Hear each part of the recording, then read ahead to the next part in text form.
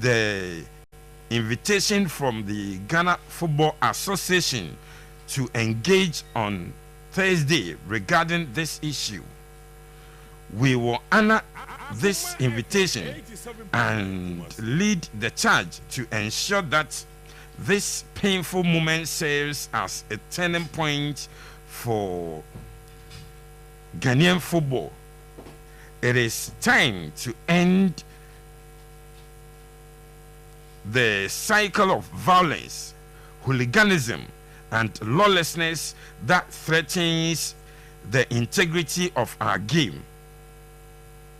We call on all clubs to support this cause, especially our greatest rivals on the pitch, Accra Hatchfolk, because this is bigger than competition.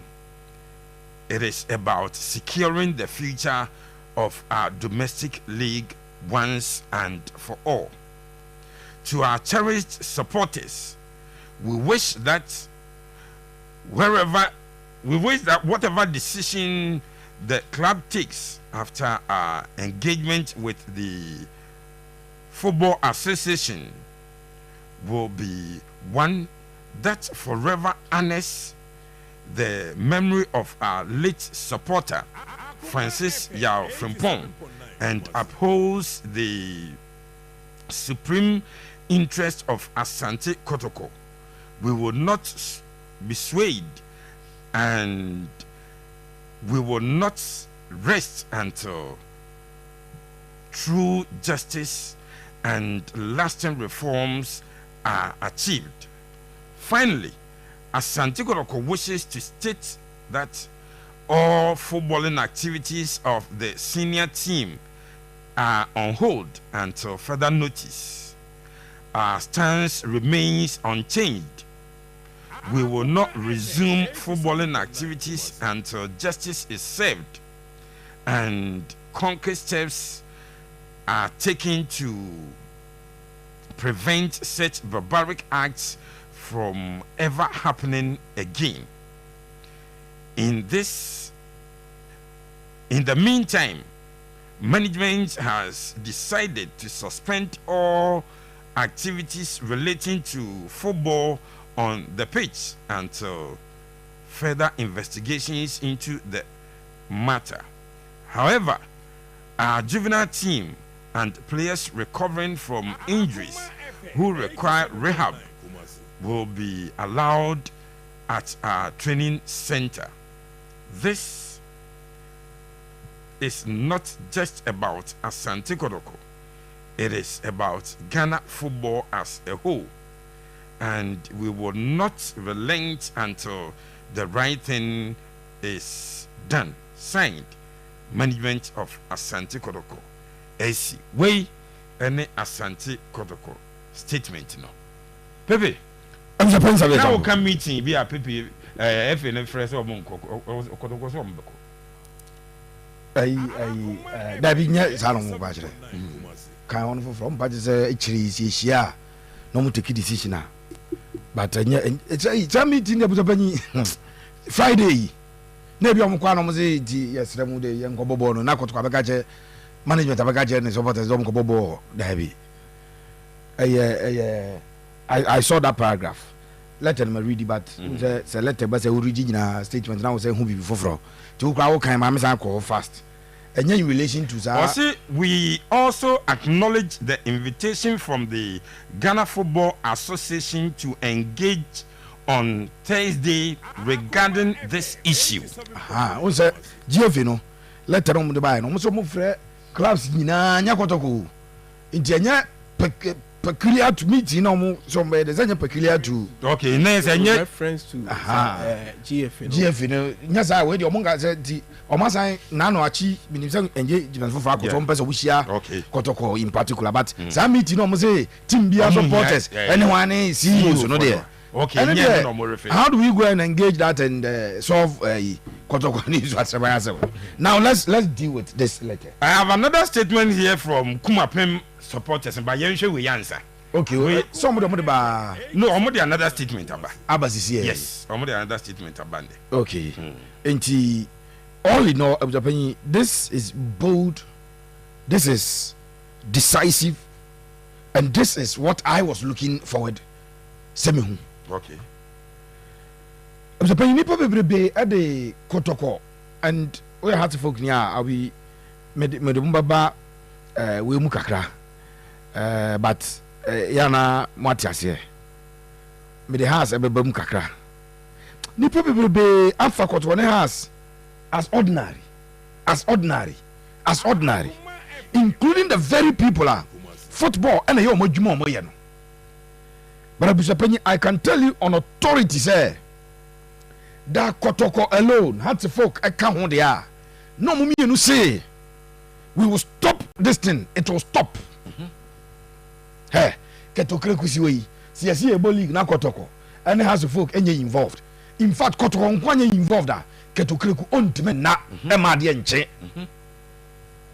Ontime na see Kotoko so withdraw from league or more. Now, another issue we buy, a lot of course, Pepe. The management, and the management on say started program. No, I gave you the background. Kakra say extremely difficult for Kotoko and management. Say, on take a decision. Say management is here. No, take a decision without consulting. In fact, any possible. Kotoko na was here. Structure and said there was a penny breaking at the chair. There's no way anybody out here involved in Kotoko. About me, I take a decision about Kotoko without recourse to the great one, the wise king, and not possible. And Tiasamba in the on Sayana, the energy was so. And I'm not coming to no munkashi. Now, and when her statement to buy, has a cranium massive issue statement, and I could conquer definitely before Kotoko can take a decision on things that when you are in management, the day-to-day running of the club, you are in charge of it. That one you take decisions. Yeah. But at the be a war, serious implications. You must consult the power above you. In order to come out with a decision, unfama bonti union from Jose withdraw letter now the buy and press statement to withdraw. Natural for no more embarrassing. Yeah. 80 no management can say omubenya directives and directions from Mensia so that omupa bontia they know omu communicate something to their supporters, something that supporters no any obiabe they are indeed communicating something. And yeah.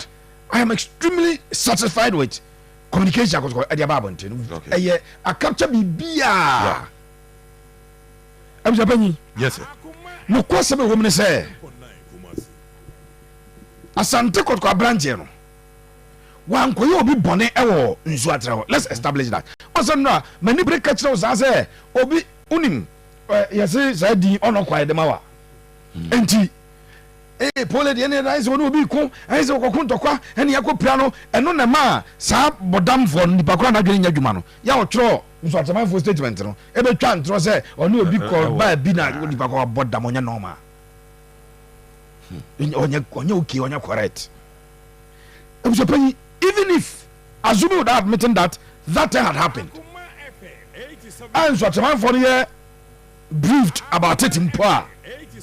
Statement and essence what man trouble bontin ya kitu be say the unfortunate incident that happens we commiserate to the family and Asante Kotoko and we are ready to provide any support to be on here said the corporates will be apprehended and the law now what you sir even if now let our catch post for say I am Pabranchen yes one in kofobi ekonya confrontation be James Omubako so that and quite lead now you don't write a statement when people are grieving. Nipora ho o say o ba be chirechirem say unya information say sabi o tro enkwasa sabi japai now okay Asante Kotoko statement na baby e me depa na ma me sa paragraph na Kotoko estate na unim say if Kotoko ne say onu ankasa no senka Kotoko ka say onye na aju say obebo the next league game bianca enu ye different or say all footballing activities or no Kotoko no a suspended first team Nigeria Kotoko team go training na team onye training bet maka talk bobo that paragraph in the meantime yes management has decided to suspend all activities relating to football on the pitch until further investigations into the matter. However, our juvenile team and players recovering from injuries who require rehab will be allowed at our training center. So Asante Kotoko first team a guy training here it's a you say see about boarding ya to kriku there supporters in penny for the CEOs in Mrani and Japan Befaswa. Mamma Fana had a statement was finally Asante Kotoko wishes to state that all footballing activities of the senior team are on hold until further notice. Intino a hopana asem no wono asem ne pompon so no ho ne wo our stance remains unchanged. We will not resume footballing duties until justice is served and concrete steps are taken to prevent such barbaric acts from ever happening again. Intiasem we say oye IGP dampare oye ketokre ku executive council member sase mo read sa te say dey so na kan John 3:16 no reading it say dey ka dear Lord bless this food and sase na ne ko primary school ma kan ya ka itrim no odi e bisopani odi kan ba ko Kotoko fo no say omo boss ye ko bo ni sa ne o mani nyina be a football omo die until further notice indefinite and the decision remains unchanged but am deni o man ka say until see justice ama polling kwa. So when justice is finally done and the culprits are apprehended, prosecuted, and no different. Yes. Kotoko say say the next game no mo ko bonu nsu atre no. Omo kwa they know say udru stadium gate obi nka jo say unya busuafo bi ti say ajimandu ayi busuafo pa we ni maame mu nyina so mbom pa say nyame mfa akwa no bone nche say be bone ni bi no me mo akwa no we cast adwene na dani trim ne gangali asem na wono so ne say me na menim sika wo ni sebe sa ade na wono so no we somebody who is cast and sasa Kotoko and sasa nations and sasa heart folk and sasa nsu atreman ekwa we macha udru gate obi ka che o say o ma humram na je say unya mema bi no matuma forso am wuram Asante Kotoko statement e hono ya me de papa abujabanyi sa kan bi mame e hono ba bia management estate say until say you be make sure say football no kan hono me mame kan say finally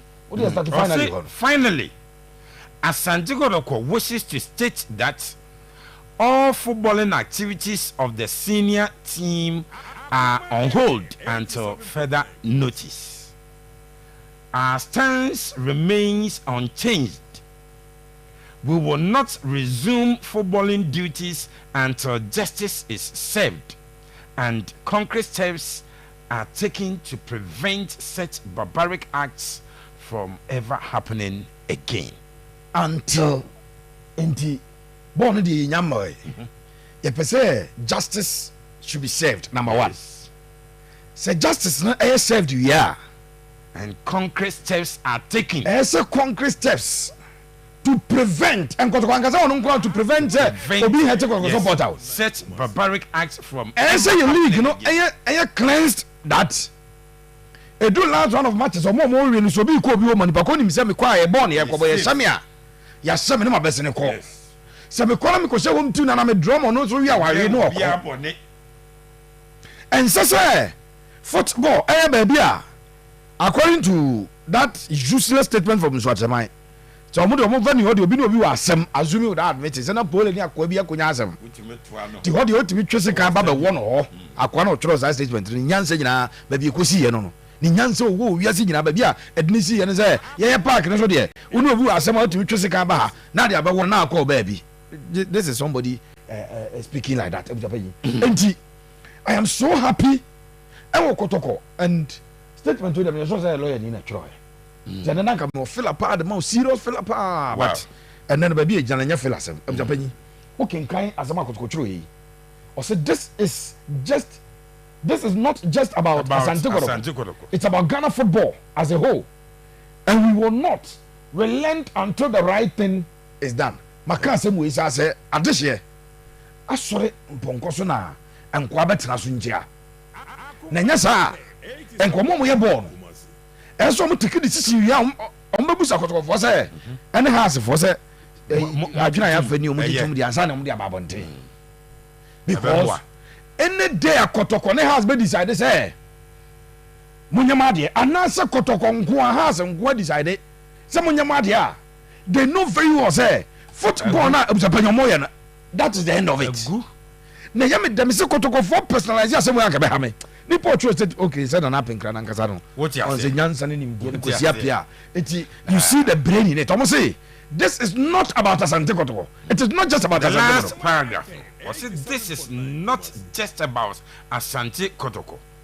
It is about Ghana football as a whole. As a whole.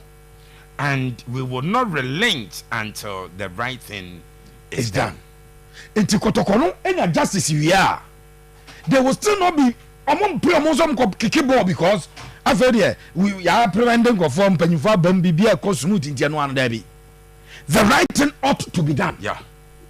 I have said in this country, say, says here the 3 venues about Ghana Premier League we are better than allowing venues at the Doma at the Sebrokum. Ufri sasa one fan semino wasem. So free sasa don't make body me cause bon fan semino wasem. Me no obi adi asem. See wo ho ne dia to di pa wo ho pen. Sa venues no nya ba bia Kotoko kunim sense about football onim. Kotoko kwa dia tuma ma dreams e bobo to ba street afno so. Sa ida perimeter on nipa 5 edit ade say on ba so mu bu ade no mko bu obi kunu o wa de kan go there. Ya bobo we ye FA president waja to mama Vision FC e bobo e wo ni kraku e J Sports Complex AstroTurf ne ye bi say e ho so ye mobo yes ye wo club licensing board and okay say the most before the start of the season omo report by our kan me catch us jakan because eventually venue bi obi person de bobo bi o maja to okay yes why na ne venue yen njumbe yes omuso maji mienu pe na atum baba yara kra ma aje atum partially ense ye adwuma bi ho and a safe zone and fa yinko si he na utimi ka say there is no safe zone e baba yara na wa accept si yanko bo zu atre wa accept si yanko bo e wo doma wa accept si yanko bo e wo techima wa accept si yanko bo e wo bechem wa accept si yanko bo e wo some places no but unyi ntumi say wa say baba yara yanko ye safe zone stadium at that time o kai say akwaro friend bi say oh yeah, where's the Baba sponsored? A World Cup, a Confederations Cup, a World Cup qualifiers. Oh yeah, where's the World Cup qualifiers? Now we got a Premier League now. Stadium now. Who do want to say that to the standard now? Baba Yarana. The Akany now also Jatuna. Baba Yaran ko yebi bio. Abuja penyi.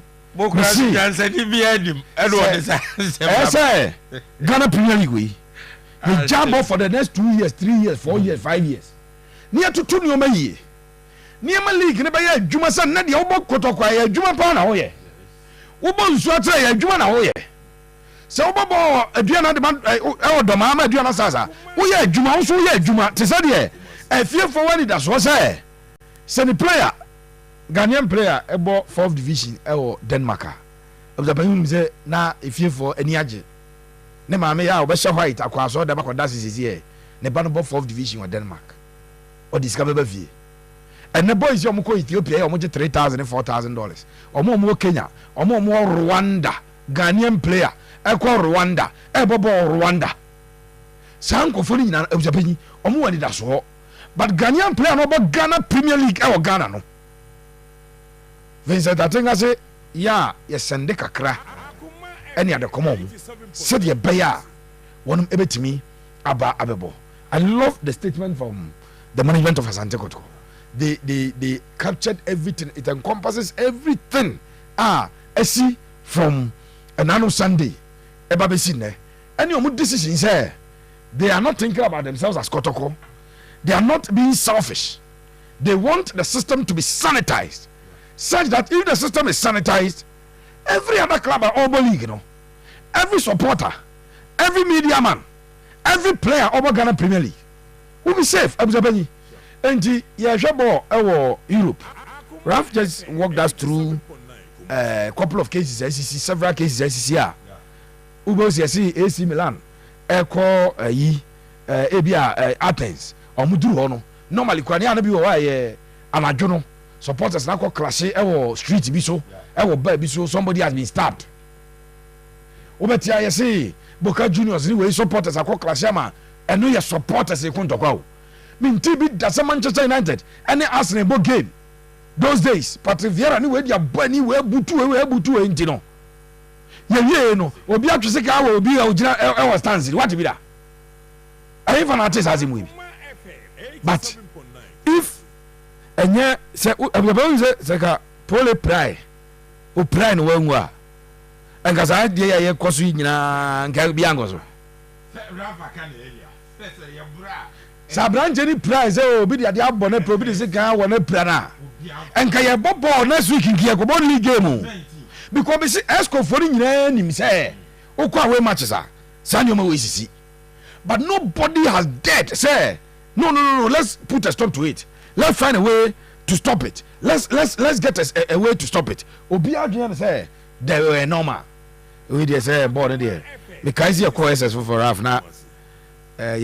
Senior house master say 10 years no bona who complain be no I catch say 70 me since I no money ko fi na day because who should do form 3 who be bo bi ba enti say wa untimi a since I no money ko fi because o say opa ma yenye nipa 100 yendi board nice of form 3 for still ade che beti obi abo obi ade che beti obi abo obi na fe dia kwa kodru day students na omuso ye form 3 for omuso share form 1 form ye day students kra wo krom kra na onu timu za abose na na ma onu so na mabonte o bo share day students na onu so busa no enti sa de a wa untimi system no sa na Ghana football for na fa no bani say bro na de obi abo bi de ai bebo eti em fa na sa me say the death of Poli at the reforms and better ones abeba in football and yes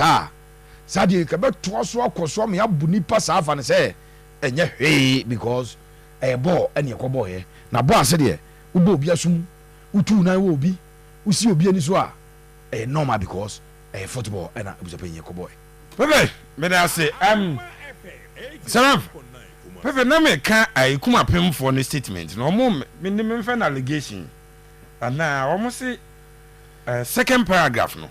Also, several reports from witnesses of the said match suggest that a Ghana Football Association official instructed the match commissioner and referee to continue the game despite reports of police tragic death. This alleged directive is not only unreasonable but also dangerous considering the chaotic scenes during the match. It must be noted that such directive contradicts FIFA's rules of safety, which prioritize the safety of players, technical staff, match officials, and fans.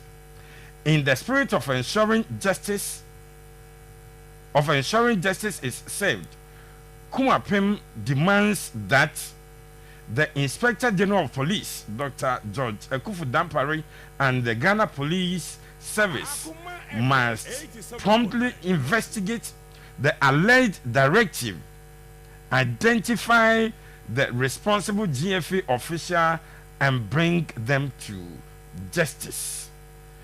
the GFA must respond within 24 hours confirming or denying whether such a directive was issued by any of its staff. We urge all fans of the Porcupine family to continue to forward.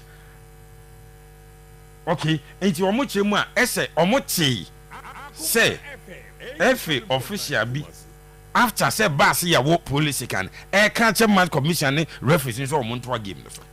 That would be very difficult to ascertain. Reason is Kotoko themselves have made checks.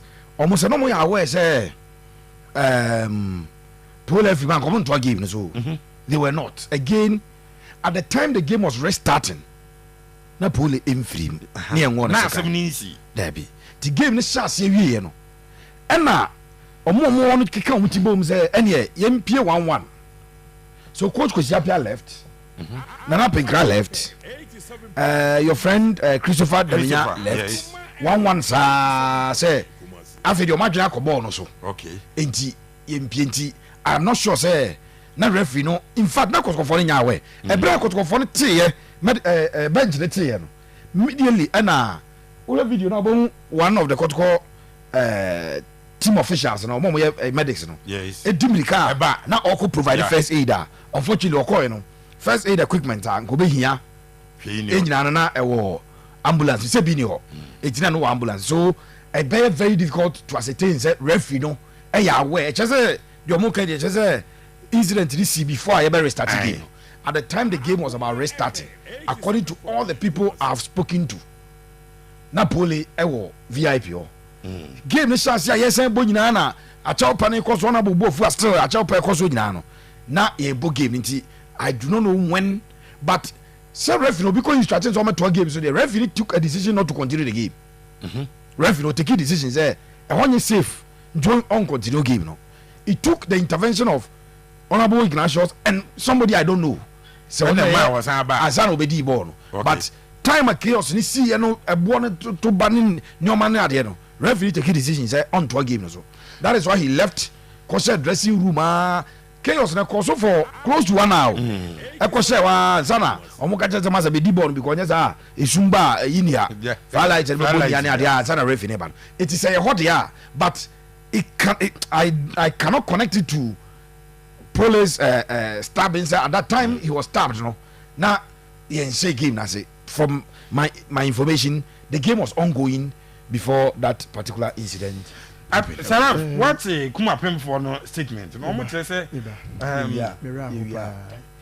Sisiana Abuajene Hamza frame. So apparently your friend say your friend back frame. Oh.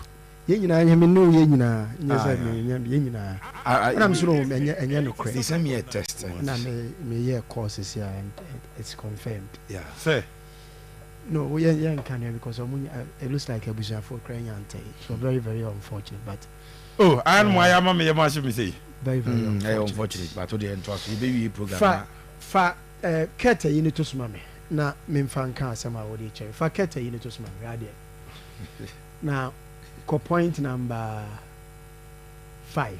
Yes. 5 or say create family friendly stadia into brackets no hooliganism. Now point number zoom kwa check akra maybe o create police unit no. Oh say women any point number say say women no our point number penny ye be hunu create a special police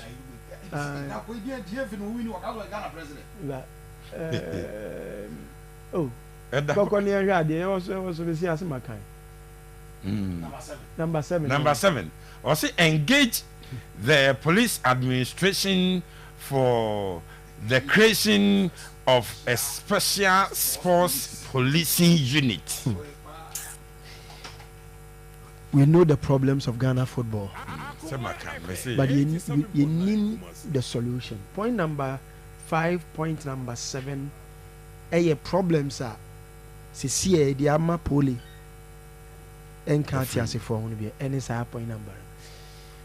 Hooliganism, creating a family friendly stadium, no hooliganism. was engage police administration for the creation of a special police force unit. Unfortunately, so IGP so no mum na afre sports for so umra no munshia. Yet we have a problem. We know the problem, but I can't solution na the problem. It will be so problems about you bet me catch no how to, but kwanya you be first we dealing with the problems and only the problem. You know, then you be trying to catch us so be top babes. No watch mamo. So be koto justice ni you know watch mamo na mo ye chairman mo ya mo who said the problems of Ghana football and ya babes ne ya chamo justice said the Premier League clubs na niema we ni ade chamo and you are excited about it. Ya pentika the problems of Ghana football no and you huge and you a revolution we are bibi drastic that can change the fortunes and the place of Ghana football. Obe causes a revolution. No was said the beya. Obi anadwene mu da ho. Enye nyoman kitin somebody who can think and reason. Solving problems no. Problems ne so tia na can say our problems are so huge say. So little things I have any ya kwaje the sponsors the pam to my friends ya kwaji the amount FA work ya would sponsor ya kwaji we na ya catalog say achievement of it because say no ya ball league ya complete the pro I say because previously now say your league no cry ntimi more complete now he has completed it. See your problems so me no work say see me FA Congress now I want to appreciate why Ghana football is in this mess because the Congress is messy. Congress in there say a gathering of boss and then the Congress is the highest decision making body of the FA. It is the most useless body. Every association, the Ghana Bar Association, okay, UST they come to find solutions to their problems. Say National Union of Ghana Students Congress, they go and find solutions to the problem. If a phone they will just go and sing praises.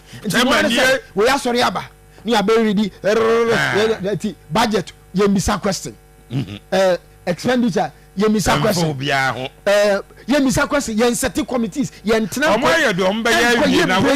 brainstorming to find solutions to Ghana football problems. So they don't do that me to front seat. Now I don't know more. I'm telling are you people doing Congress? Because my understanding, telling my hosting Congress for 6 years for about 1,200 people across the Ashanti region. I have attended Congress. Charlie, a do Congress. Me as a regional could do Congress and now me MCC won't even enter. Because said the amount for questions amount for baby someone attacking. And yes, what down for power, but no yes. So Congress, you will never forget it. Yes.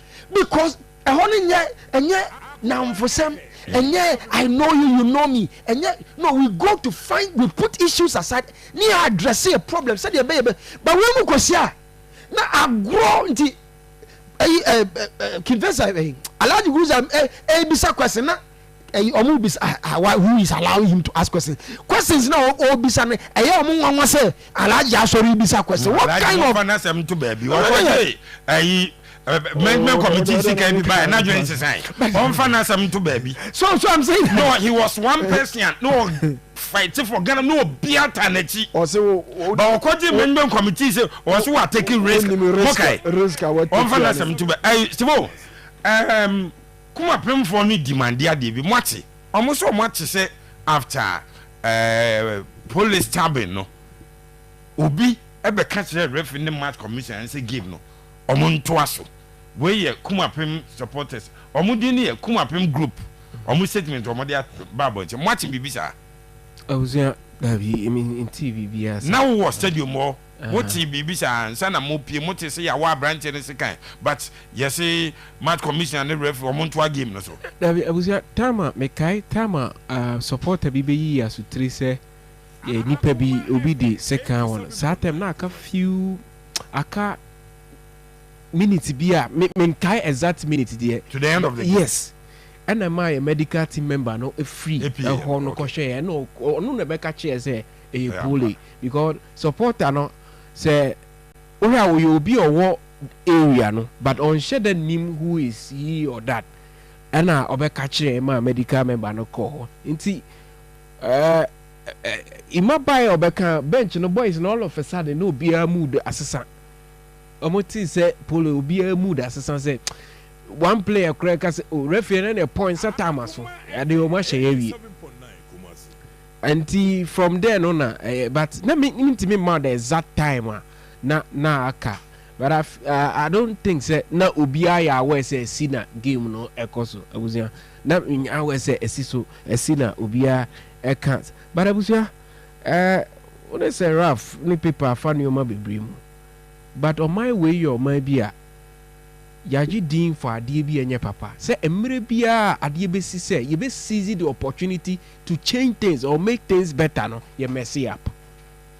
And typical example the normalization process here it was the fine opportunity say you be football and you utilize it eja bebre asese won kran ama uze se flooding any petrol ni yi kofra me nipa bebre ehwere omon kwa won kran measures ye be si ye ntimi anya ade a na yesese ye no nti da bi bi sense bi media ni amehwe animu ane se enkopem se na watwi bekọ awie ne ye hye na watwe fofrase no na justice na ye pe no ye saka ni ehu se football no esesa na media makase football team mimi o mampanyi a may use all the powers available to me said at no point should anybody at the FA also only club abusia we say so long as football owners na FA for now continue to run our league no the because almost emra omuna emra ne ebedu the other no be say emra because the say wo ho ne say the minimum wage no 3,000 Ghana cedis we play 30 into na obetu we sit ajatum we should we as ma okay Nigeria there no omo ye no Nigerian Professional League no registered company body yes and now we nyama no ka so be autonomy autonomy or realize say autonomy for nya ko semra say untimi ntwa bia less than 4,000 for a player obechi ono ebechi ne esco members nya because clubs ni nyina ebesi necessary they should not me crowd me nyanka independent body beat say obi a law firm bia obi a so say na register company no no omo admit wa eno kwa no se so omo se o ba check say it's doable bas we kwa wutimi fa mo league ni bi we see field we just adia me suro minim se e bia me witness Kotoko accident e si nepa adia me suro pa ye hawa ye players no a travel timi se ebitimi kosoga akopɛ ye bɔ na ye mo wuro mo hu so mo say bas num no wuro no mo change abusia Olympic kakra nyame adom atena ye ba ye beto aso nemom a big welcome to you Kosi father I don't know man for the bekai wo e arehosem but father a big welcome over your sister ye yes sister mama sani yesu ani efre no mama na me yire no she every sister mama dem ka say no ko treasures bi kura bom yes tini every sister mama but am fan to as a lady na enu me boni din so ye adwuma wo papa no radio station service radio no girl no IGP issue China was IGP issue arrest warrant CM Faris CA say okay because amanfo bisa Facebook message amanfo bisa say where is that girl program let's start to catch us more people will be picked up yes and she's part of the next batch no and so Adnano pay onya the gas to go and sit on radio yeah. And no or yeah radio I mean people are heartless oba IGP dampare menkuwa de me se meta wachi me jiwudi se asem we wo beye na wo beye enso amana pie opanyi meta wachi I know you will not disappoint me and the father a big welcome to you woni abusiani nyina no ye mamo yako ye nyina ye nuaba me mama no ye me nuaba no osan ye meyire madam Vivian Jemfua and a da for me nyame admon the 8th and a ye no baso ye beba ye nyina e ba beboa bokrom South Africa ena ye ne beba se munchemu ye de beba nti fada ye mo akwa aba woni abusan nyina no ye mo yakọ ye bedi nkomo menim se wa be afi na oti kamu a wo kofie e ya rehosem but erade enchichi ore ji boss ye be kasa 03224 9035 0243 114497 mame peke calls kakra na fi yen sorry ema news team ne meto aso. Hello, good evening. Ojo yanko in fact,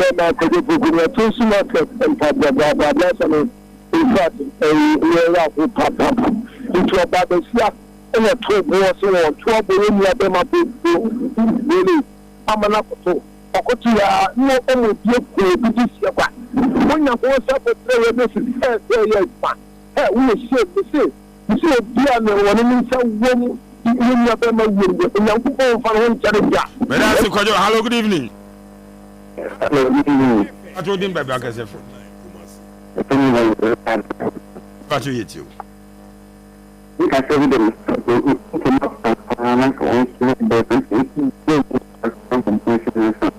Yeah, one line break here and two on Kaye. Hello, good evening. Good evening. About to win by